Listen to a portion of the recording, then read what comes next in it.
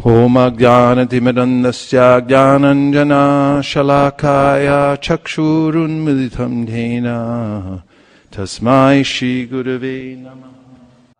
Welcome back to the live studios in Govardhan, ISKCON Bhaktivedanta Ashram, where we are continuing with our Vrata, which we have done for 16 straight years. This makes 17 magic number. Haribo! Try. And if anybody thinks these books don't work, you've got another thing coming. Okay.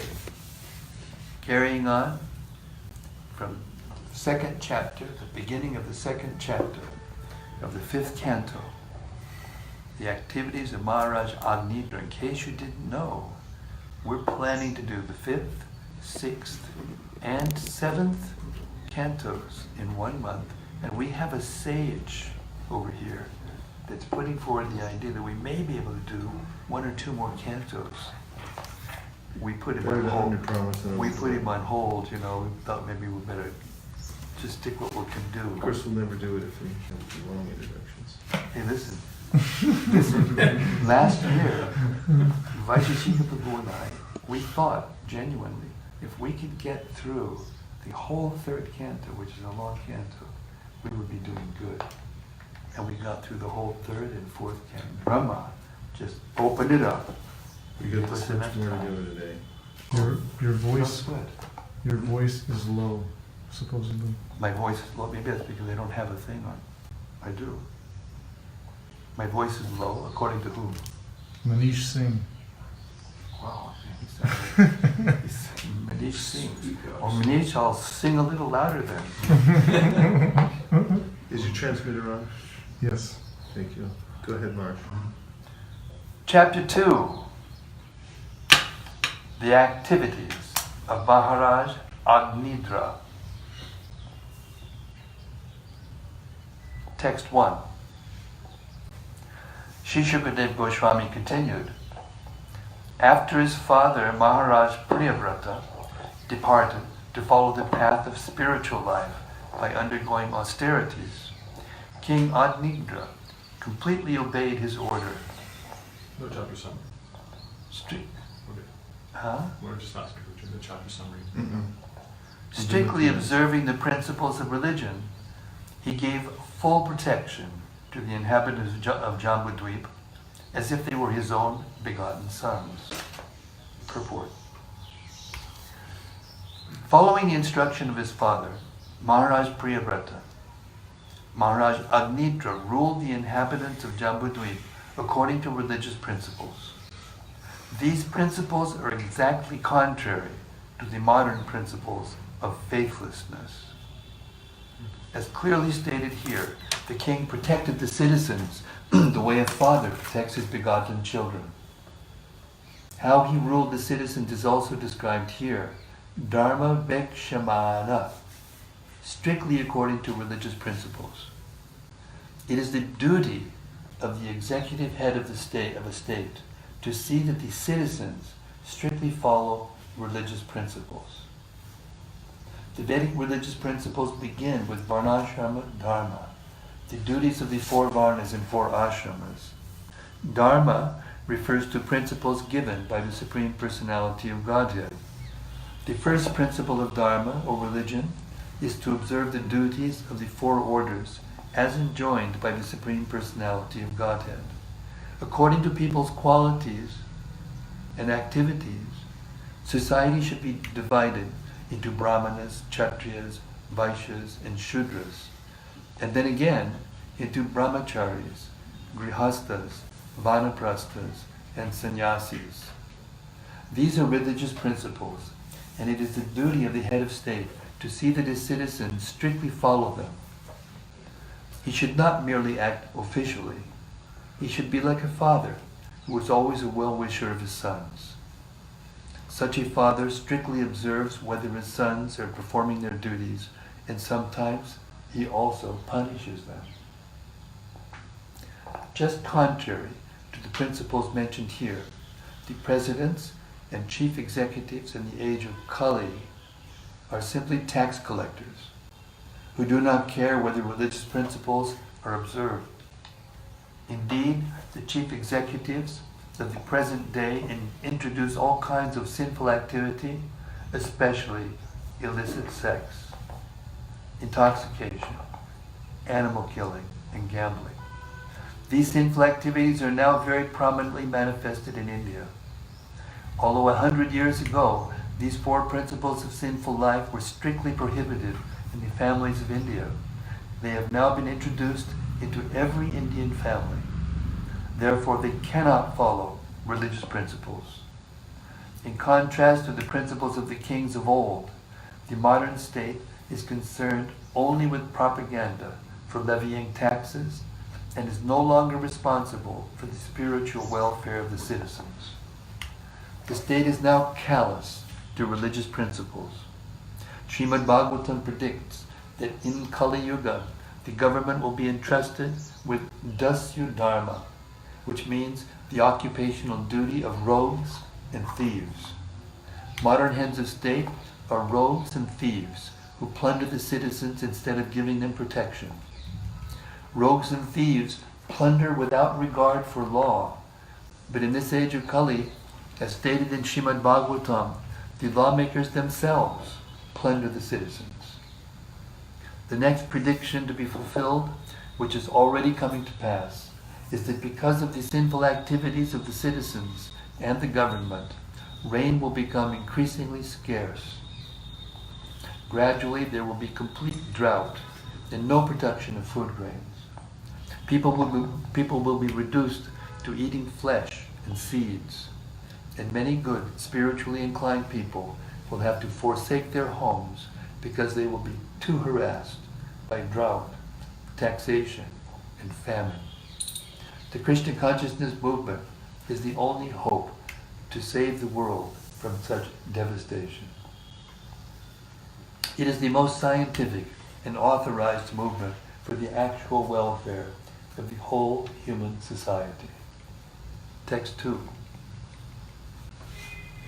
Desiring to get a perfect son and to become an inhabitant of Pitriloka, Maharaja Adnidra once worshipped Lord Brahma, the master of those in charge of material creation. He went to a valley of Mandara Hill where the damsels of the heavenly planets come down to stroll. There he collected garden flowers and other necessary paraphernalia, and then engaged in severe austerities and worship. Purport. The king became Pityiloka Kama, or desirous of becoming transferred to the planet named Pitriloka, planet of the trees. Pitriloka is mentioned in Bhagavad Gita, Yanti Deva Vrta Devan Pitrin Yanti Prati Vrta. To go to this planet, one needs very good sons who can make offerings to Lord Vishnu and then offer the remnants to their forefathers. The purpose of the Shraddha ceremony is to please the Supreme Personality of Godhead, Lord Vishnu, so that after pleasing him, one may offer prasad to one's forefathers, and in this way make them happy. The inhabitants of Prithuloka are generally men of the karmakandiya, or fruitive activities category, who have been transferred there because of their pious activities. They can stay there as long as their descendants offer them Vishnu Prasad. Everyone in heavenly planets, such as Pitriloka, however, must return to earth after exhausting the effects of his pious acts.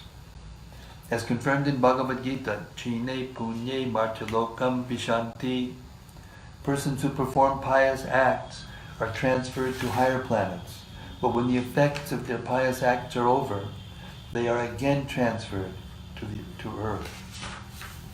Since Maharaj Priyavrata was a great devotee, how could he have begotten a son who desired to be transferred to Pitriloka?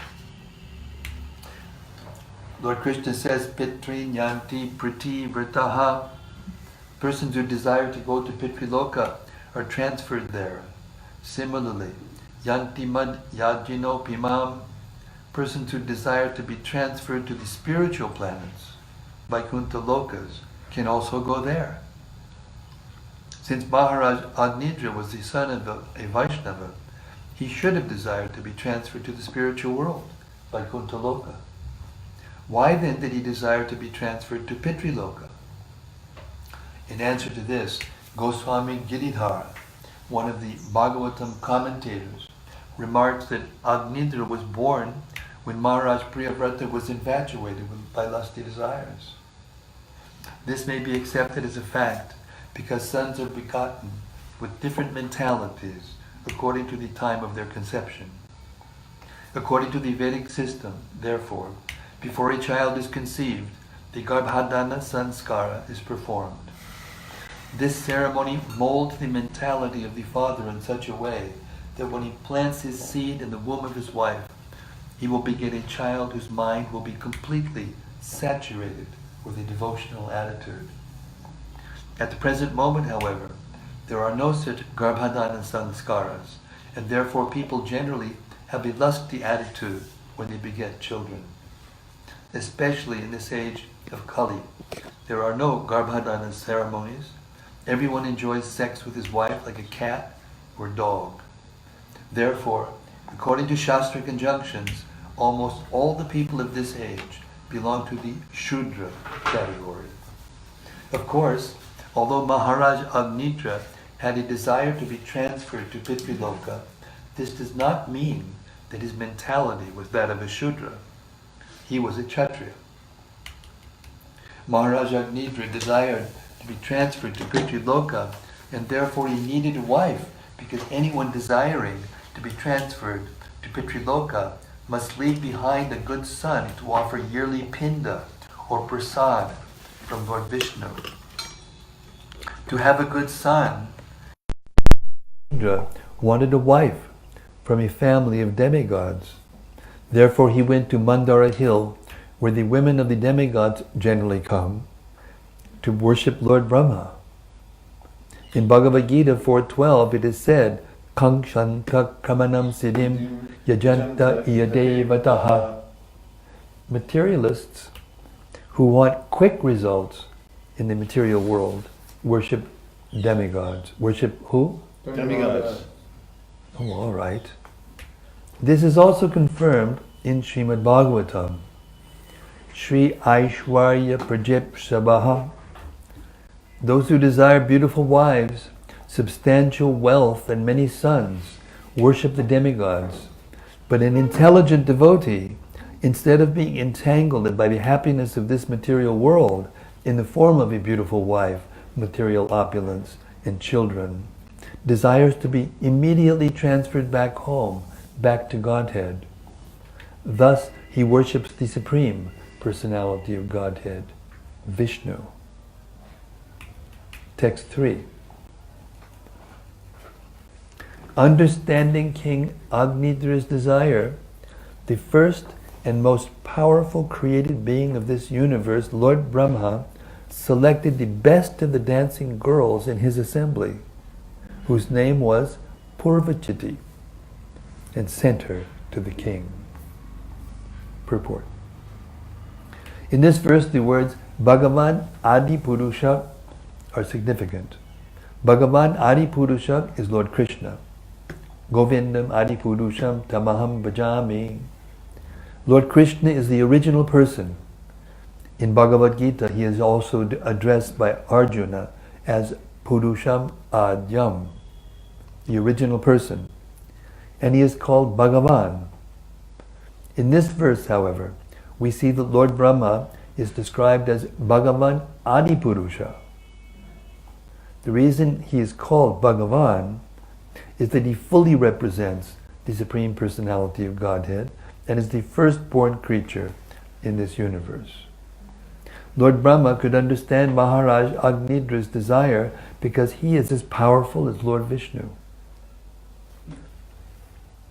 As Lord Vishnu, situated as Paramatma, can understand the desire of the living entity, so Lord Brahma can also understand the living entity's desire, for Vishnu, as a via medium, informs him. As stated in Srimad Bhagavatam, Tenhe Brahma Dida Ya Adi Kavaye. Lord Vishnu informs Lord Brahma of everything from within his heart. From where?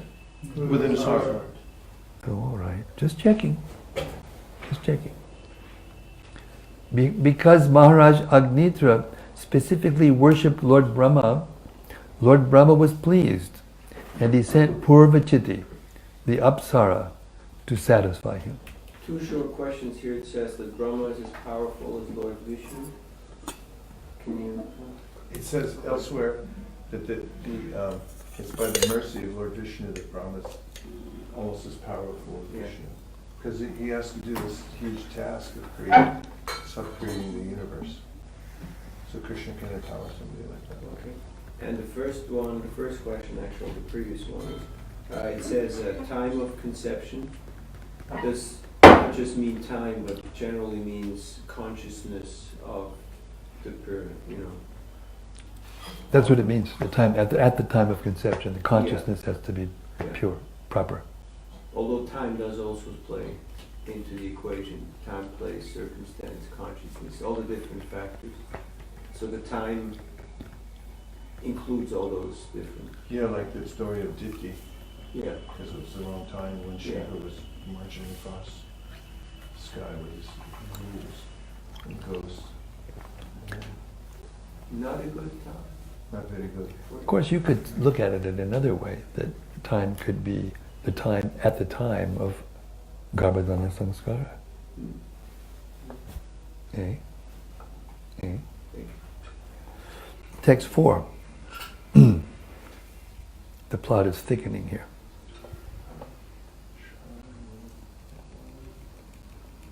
The Apsara, sent by Lord Brahma, began strolling in a beautiful park near the place where the king was meditating and worshipping. The park was beautiful because of its dense green foliage and golden creepers. There were pairs of varied birds such as peacocks, and in a lake there were ducks and swans, all vibrating very sweet sounds. Thus the park was magnificently beautiful because of the foliage, the clear water, the lotus flowers, and the sweet singing of various kinds of birds. Text 5. As Purvachiti passed by on the road in a very beautiful style and mood of her own, the pleasing ornaments on her ankles tinkled with her every step. Although Prince Agnidra was controlling his senses, practicing yoga with half-open eyes, he could see her with his lotus-like eyes. And when he heard the sweet tinkling of her bangles, he opened his eyes slightly more and could see that she was just nearby. Purport.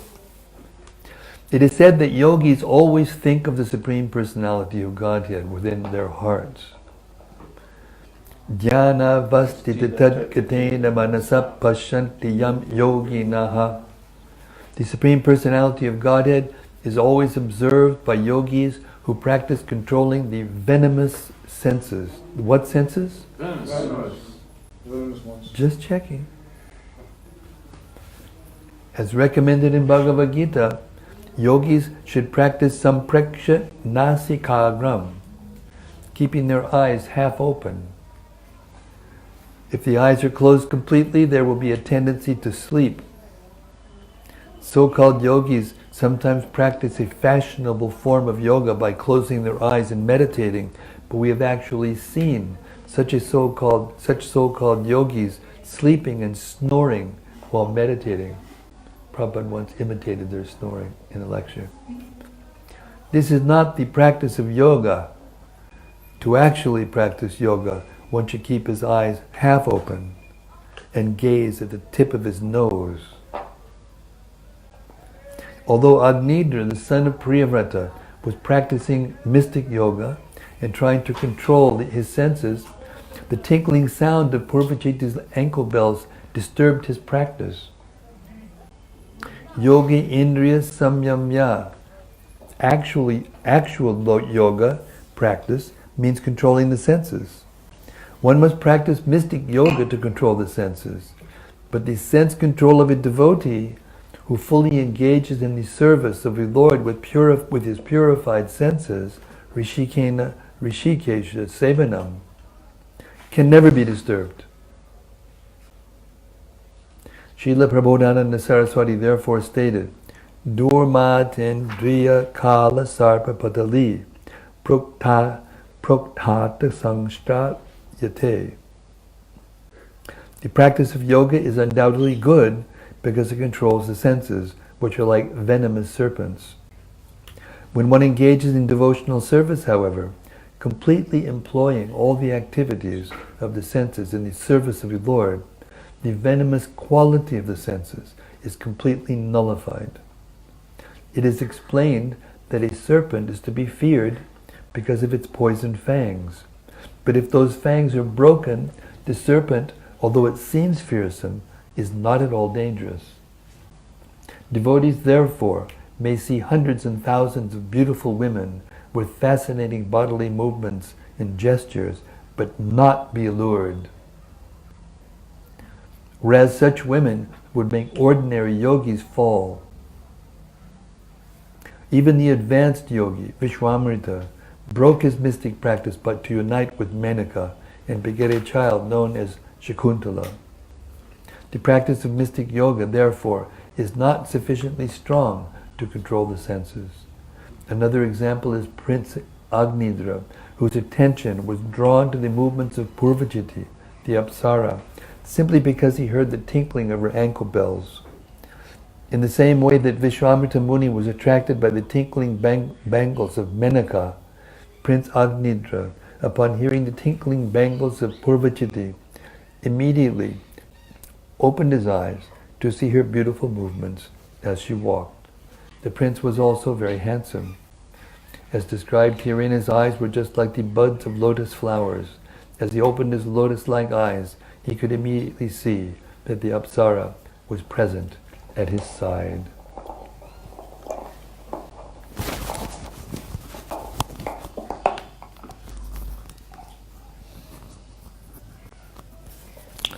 Text number 6. Like a honeybee, the Apsara smelled the beautiful and attractive flowers. She could attract the minds and vision of both humans and demigods by her playful movements, her shyness and humility, her glances, the very pleasing sounds that poured from her mouth as she spoke, and the motion of her limbs. By all these qualities she opened for Cupid, who bears an arrow of flowers, a path of oral reception into the minds of men. When she spoke, nectar seemed to flow from her mouth. As she breathed, the bees, mad for the taste of her breath, tried to hover about her beautiful lotus-like eyes. Disturbed by the bees, she tried to move hastily, but as she raised her feet to walk quickly, her hair, the belt on her hips, and her breasts, which were like water jugs, also moved in a way that made her extremely beautiful and attractive. Indeed, she seemed to be making a path for the entrance of Cupid, who is most powerful. Therefore the prince, completely subdued by seeing her, spoke to her as follows. Purport: how a beautiful woman's movements and gestures, her hair and the structure of her breasts, hips, and other bodily features attract the minds not only of men but the demigods also, is very finely described in this statement. The words Divija and Manuja specifically emphasize that the attraction of feminine gestures is powerful everywhere within this material world, both on this planet and in the higher planetary systems. It is said that the standard of living in the higher planetary systems is thousands and thousands of times higher than the standard of living on this planet. Therefore, the beautiful bodily features of the women there are also thousands and thousands of times more attractive than the features of the women on earth. The Creator has constructed women in such a way that their beautiful voices and movements and their beautiful features of their hips, their breasts, and the other parts of their bodies attract the members of the opposite sex, both on earth and on other planets, and awaken their lusty desires. When one is controlled by Cupid or the beauty of women, he becomes stunned like matter, such as stone. Captivated by the material movements of women, he wants to remain in this material world. Thus one's promotion to the spiritual world is checked simply by seeing the beautiful bodily structures and movements of women. Sri Chaitanya Mahaprabhu has therefore warned all devotees to beware of the attraction of beautiful women and materialistic civilization. Sri Chaitanya Mahaprabhu even refused to see Prataparudra Maharaj because he was a very opulent person in the material world. Lord Chaitanya said in this connection, Niskinchanasya Bhagavad Bhajano Mukasya. Those who are engaged in the devotional service of the Lord because they are very serious about going back home, back to Godhead, should be very careful to avoid seeing the beautiful gestures of women and should also avoid seeing persons who are very rich. Skinchanasya Bhagavad Bhajano Mukasya Param Param Jagamashur Pavasagarasya Sandarshanam Vishanayanam Ata Yoshitam Cha Ahanta Hanta Vishabhakshanatopya Sadhu. Alas, for a person who is seriously desiring to cross the material ocean and engage in the transcendental loving service of the Lord without material motives, seeing a materialist engage in sense gratification or seeing a woman who is similarly interested is more abominable than drinking poison willingly. One who is serious about going back home, back to Godhead, should not contemplate the attractive features of women and the opulence of rich men. Such contemplation will check one's advancement in spiritual life. Once a devotee is fixed in Krishna consciousness, however, these attractions will not agitate his mind. 7. The prince mistakenly addressed the Apsara, "O best of saintly persons, who are you? Why are you on this hill? And what do you want to do? Are you one of the illusory potencies of the Supreme Personality of Godhead? You seem to be carrying 2 bows without strings. What is the reason you carry these bows? Is it for some purpose of your own or for the sake of a friend? Perhaps you carry them to kill the mad animals in this forest." Purport. While undergoing severe penances in the forest, Agnidra was captivated by the movements of Purvachitti, the girl sent by Lord Brahma. As stated in Bhagavad Gita, Kamaistasteratyagyana, when one becomes lusty, he loses his intelligence. Therefore, Agnidra, having lost his intelligence, could not distinguish whether Purvachitti was male or female. He mistook her for a Muni Putra, the son of a saintly person in the forest, and addressed her as Muni Varya. Because of her personal beauty, however, he could not believe her to be a boy. He therefore began studying her features. First of all, her 2 eyebrows, which were so expressive that he wondered whether he or she might be the Maya of the Supreme Personality of Godhead. The words used in this connection are Bhagavat Pada Devataya. Devata, the demigods, all belong to this material world, whereas Bhagavan, the Supreme Personality of Godhead, Krishna, is always beyond this material world and is therefore known as Paradevata. The material world is certainly created by Maya, but it is created under the direction of Paradevata, the Supreme Personality of Godhead. As confirmed in Bhagavad Gita, Mayadhyakshena Prakriti Suyate Sacharacharam, Maya is not the ultimate authority for the creation of this material world. Maya acts on behalf of Krishna. Purvachitti's eyebrows were so beautiful that Agnidra compared them to bows without strings. He therefore asked her whether they were to be used for her own purposes or for the sake of someone else. Her eyebrows were like bows meant to kill animals in the forest. This material world is like a great forest, and its inhabitants are like forest animals such as deer and tigers meant to be killed. The killers are the eyebrows of beautiful women. Captivated by the beauty of the fair sex, all the men of the world are killed by bows without strings, but cannot see how they are killed by Maya. It is a fact, however, that they are being killed. Bhutva bhutva praliyate. By dint of his tapasya, Agnidra could understand how Maya acts under the direction of the Supreme Personality of Godhead. The word pramatan is also significant. Pramata refers to one who cannot control his senses. The entire material world is being exploited by people who are pramata or vimudha. Prahlad Maharaj therefore said, Shocheta to vumukachetasa indriyartha Maya Sukaya Param Udvahato Vimudhan. They are rotting in material activities for transient material pleasure and spoiling their lives, toiling all day and night, simply for sense gratification with no attachment for love of Godhead. I am simply lamenting for them and devising various plans to deliver them from the clutches of Maya. Karmis who act very seriously for sense gratification are always referred to in the Shastras by such terms as pramata, vimukha, and vimudha. They are killed by Maya. However, one who is a pramata, a sane, sober person, a dhira, knows very well that a human being's primary duty is to render service to the Supreme Person. Maya is always ready to kill those who are pramata with her invisible bows and arrows. Agnidra questioned Purvachiti about this. 8. Then Agnidra observed the glancing eyes of Purvachiti and said, "My dear friend, you have two very powerful arrows, namely your glancing eyes. Those arrows have feathers like the petals of a lotus flower. Although they have no shafts, they are very beautiful, and they have very sharp piercing points. They appear very peaceful, and thus it seems that they will not be shot at anyone. You must be loitering in this forest to shoot those arrows at someone, but I cannot understand whom. My intelligence is dull, and I cannot combat you. Indeed, no one can equal you in prowess, and therefore I pray that your prowess will be for my good fortune." Purport. Agnidra thus began appreciating Purvachiti's powerful glance upon him. He compared her glancing eyes to very sharp arrows.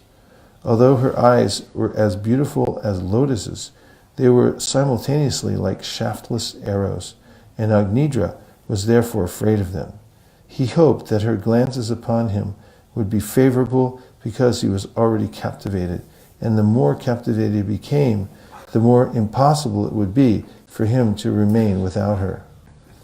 Agnidra therefore prayed to Purvachiti that her glances at him would be auspicious, not futile. In other words, he prayed that she would become his wife. Text 9. Seeing the bumblebees following Purvachiti, Maharaja Agnidra said, "My dear Lord, the bumblebees surrounding your body are like disciples surrounding your worshipable self. They are incessantly chanting the mantras of the Samaveda, and the Upanishads, thus offering prayers to you. Just as great sages resort to the branches of the Vedic literatures, the bumblebees are enjoying the showers of flowers falling from your hair." 10. O Brahmana, I can simply hear the tinkling of your ankle bells. Within those bells, titiri birds seem to be chirping among themselves. Although I do not see their forms, I can hear how they are chirping. When I look at your beautiful circular hips, I see there are the lovely color of kadamba flowers, and your waist is encircled by a belt of burning cinders. Indeed, you seem to have forgotten to dress yourself. Purport. With lusty desires to see Purvachiti, Agnidra especially gazed upon the girl's attractive hips and waist. When a man looks upon a woman with such lusty desires, he is captivated by her face, her breasts, and her waist. For a woman first attracts a man to fulfill his sexual desires by the beautiful features of her face, by the beautiful slope of her breasts, and also by her waist. Purvachiti was dressed in fine yellow silk, and therefore her hips looked like kadamba flowers. Because of her belt, her waist seemed to be encircled by burning cinders. She was fully dressed, but Agnidra had become so lusty that he asked, "Why have you come naked?"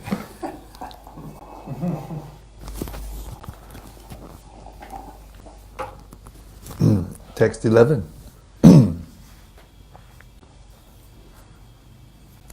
Agnidra then praised Purvachiti's raised breasts. He said, "My dear Brahmana, your waist is very thin, yet with great difficulty you are carefully carrying two horns, to which my eyes have become attracted.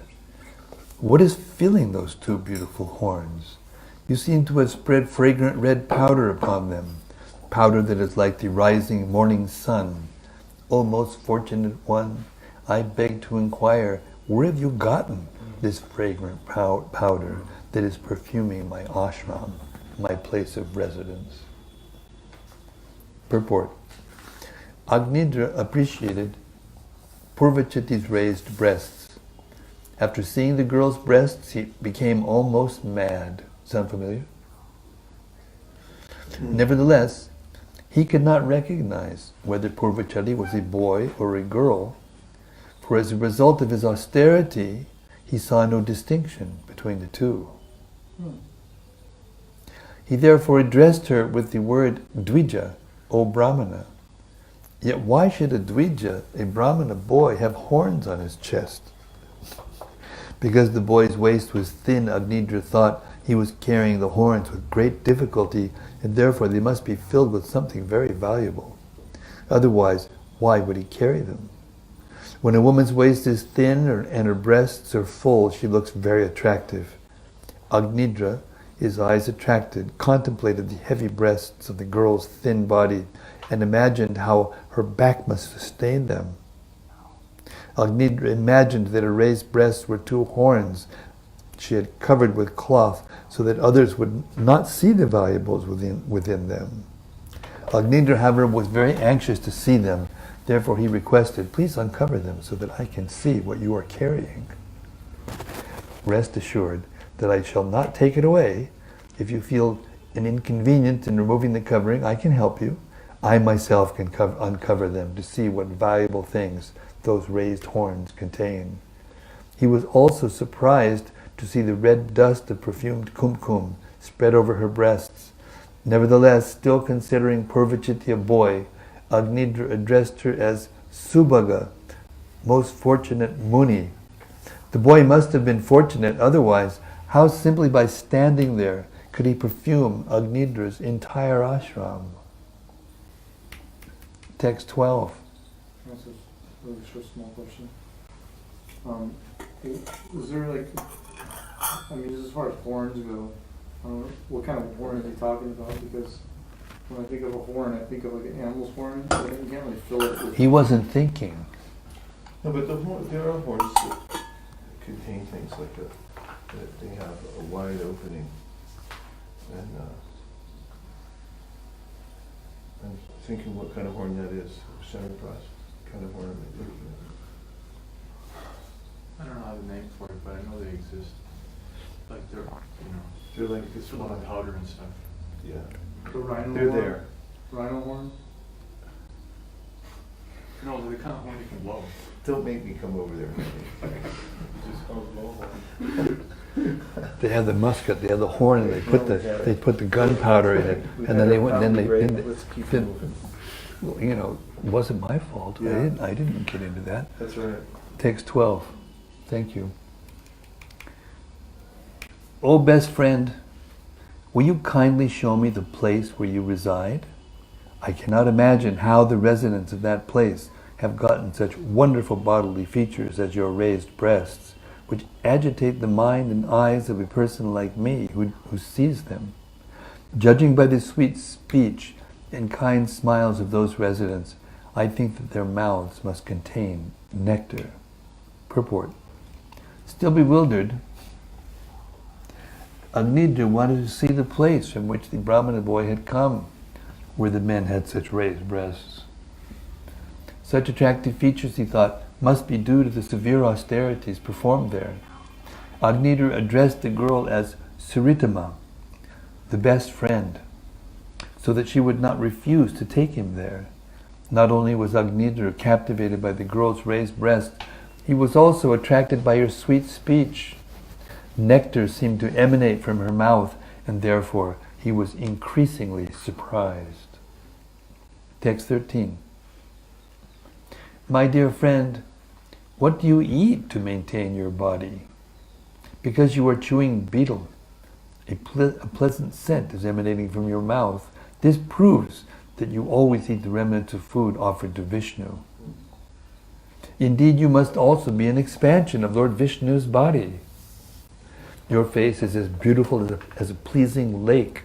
Your jeweled earrings resemble two brilliant sharks with unblinking eyes like those of Vishnu, and your own eyes resemble two restless fish. Simultaneously, therefore, two sharks and two restless fish are swimming in the lake of your face. Besides them, the white rows of your teeth seem like rows of very beautiful swans in the water, and your scattered hair resembles swarms of bumblebees following the beauty of your face. Purport. The devotees of Lord Vishnu are also his expansions. They are called Vibhinangsha. Lord Vishnu has offered all kinds of sacrificial ingredients, and because devotees always eat prasad, they always eat what? Prasad. Just checking. The remnants of his food, the scent of sacrificial ingredients emanates not only from Vishnu but also from the devotees who eat the remnants of his food or the food of his devotees. Agnidra considered Purvachiti an expansion of Lord Vishnu because of the pleasing scent of her body. Aside from that, because of her jeweled earrings shaped like sharks, because of her scattered hair resembling bumblebees, mad after the scent of her body, and because of the white rows of her teeth, which resemble swans, Agnidra compared Purvachiti's face to a beautiful lake decorated with lotus flowers, fish, swans, and bumblebees. Text 14.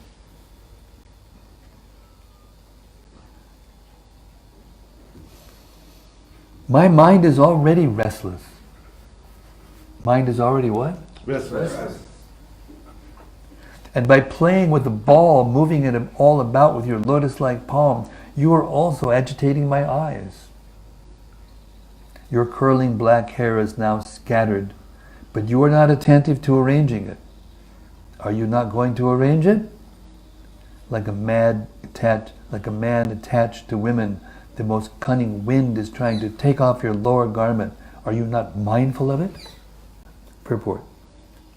The girl, Purvachiti, was playing with a ball in her hand, and the ball seemed like nothing but another lotus flower captured by her lotus-like palm.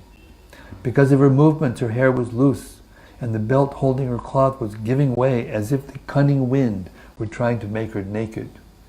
Yet she paid no attention to arranging her hair or fixing her dress. As Agnidra tried to see the girl's naked beauty, his eyes were very agitated by her movements. Text 15. O best among those performing austerities, where did you get this beautiful, wonderful beauty that dismantles the austerities performed by others? I think I'll read that again. O best among those performing austerities, where did you get this wonderful beauty that dismantles the austerities performed by others? Where have you learned this art? What austerity have you undergone to achieve this beauty, my dear friend? I desire that you join me to perform austerity and penance, for it may be that the Creator of the universe, Lord Brahma, being pleased with me, has sent you to become my wife. Purport. Agnidra appreciated the wonderful beauty of Purvachiti. Indeed, he was surprised to see such exceptional beauty, which must have been the result of past austerities and penances. He therefore asked the girl whether she had achieved such beauty just to break the penances and austerities of others. He thought that Lord Brahma, the creator of the universe, might have been pleased with him and might therefore have sent her to become his wife.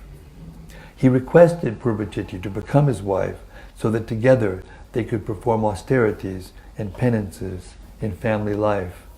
In other words, a suitable wife helps her husband perform penances and austerities in household life if both of them are on the same elevated platform of spiritual understanding.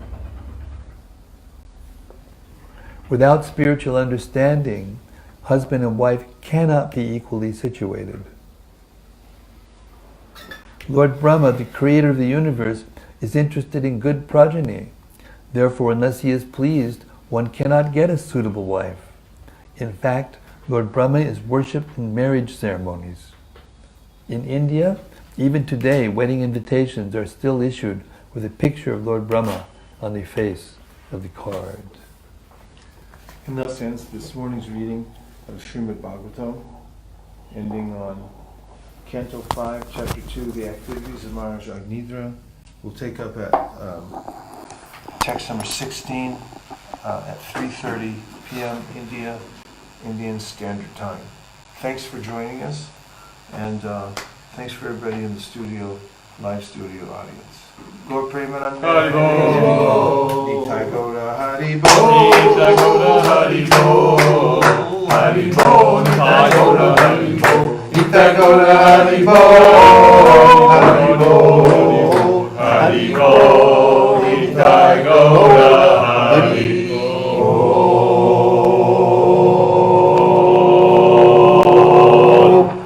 Vanchakopavrisha Kripasidabeva Patitanam Pavanebhyo Vaishnavebhyo Namaha Natakoti Vaishnavindiki Jai. You have to go home. Armarman, Natari Armarman, Natari Armarman, Natari Armarman, hey, Natari Armarman, Natari Armarman, Natari Armarman, Natari Armarman.